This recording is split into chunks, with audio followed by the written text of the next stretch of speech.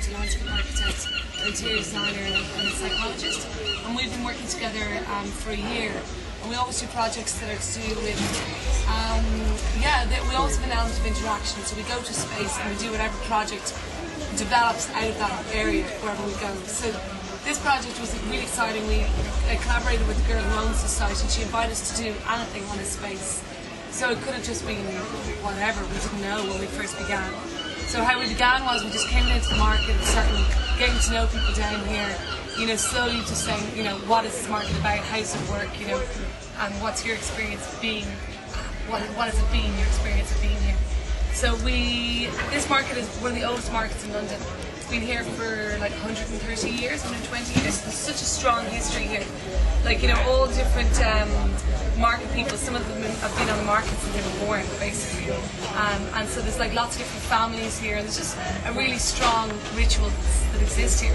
So we didn't want to just come in here and do something that was just completely separate to the rest of the market, because a lot of the projects that happen, you come in and you do an art installation and it doesn't fit within the context of where you are.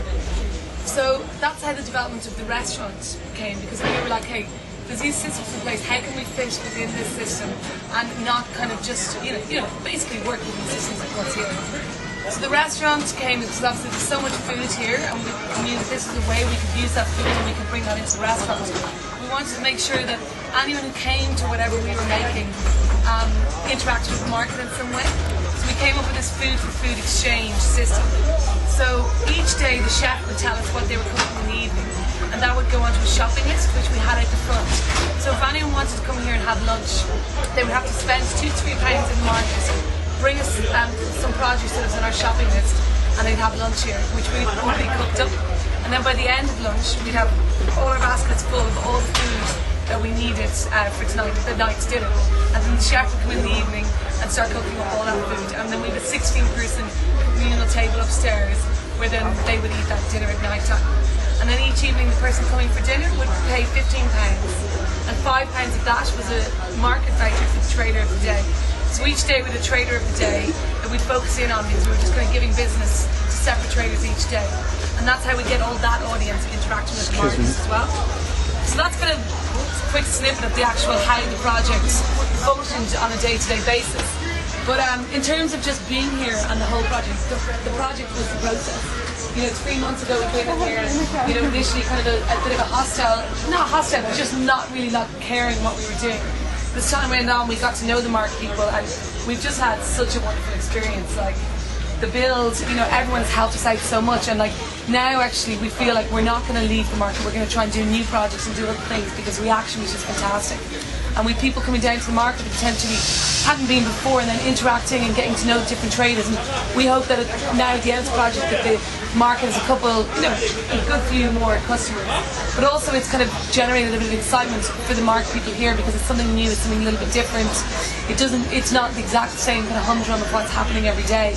It was just, I don't know, I'm sure we can talk more about it. Yeah, well, in terms of the structure and what we try in terms of the design of the restaurant, for us it was really important to have 2 levels in the very beginning, because we wanted to be during the day in the same level of the market, and that's when the raw food was coming in, and the chefs were cooking during the day on the same level of the raw food. And as well, at around 5 o'clock the market shuts, and we knew that we were going to be on our own here. So it's completely different, as you can see it now. After 5, all the stalls are gone, and we were just here in a street that nothing else is happening. And the transformation started here when this raw food becomes cooked, and we were serving these meals upstairs.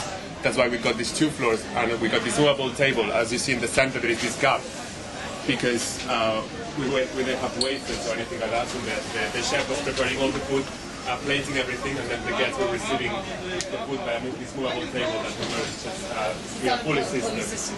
You can see that here. So it was kind of theatrical as well, and a kind of performative dinner that the guest understands what we were offering, something new on this market, not just cooking with a stall or something. We were trying to experiment and test the ideas of how can we involve more people in the market. As you know, this area is so much new people arriving, because it has been already becoming quite cool. A lot of artists arriving here, but they don't and they don't interact with the market as people has been living here for 20 years. So that was one of the aims of the project, create these links between all these newcomers in the area with the traders. With the existing community. Yeah, I'm just trying to think about anything else. So yeah. I think that's all. Yeah, I think that's really it in terms of the project. But like, we feel now as well, because that this is not the end of our experience here at the market. You know, we will hope to use all this kind of insights and kind of relationships that we've made to build new projects.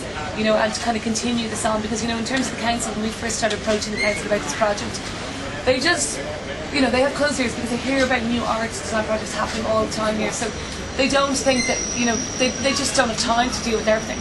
So we had lots of difficulties dealing with the council, but in the end, we kind of had this balance where we had permissions, but they weren't kind of fully, you know, proper permissions with some elements. But now the reaction that we've had from all the market people, the inspectors of the market and the council, now that they actually see the visual representation and like it's tangible, that they can see what we did, now they can understand. They didn't understand initially what we were talking about.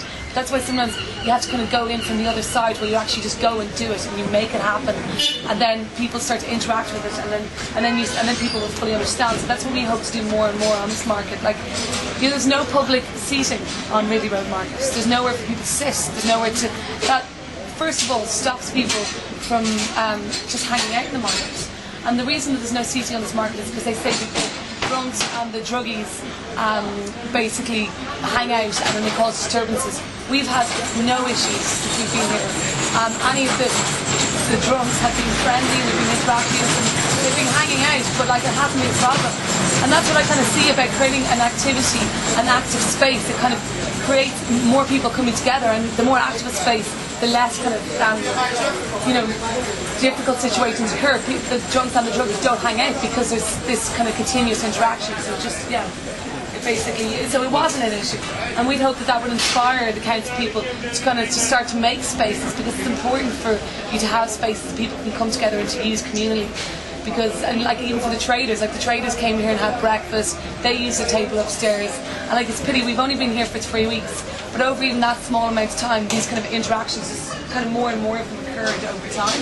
And if we were here for longer, who knows what would happen? And that's why we hope that we feel bad that we're leaving, so that's why we hope that we're not leaving, because we hope it's the beginning of something. Because this land is being sold, this land is privately owned, but you know, we're going to look into see what possibly could be done with this land in the future.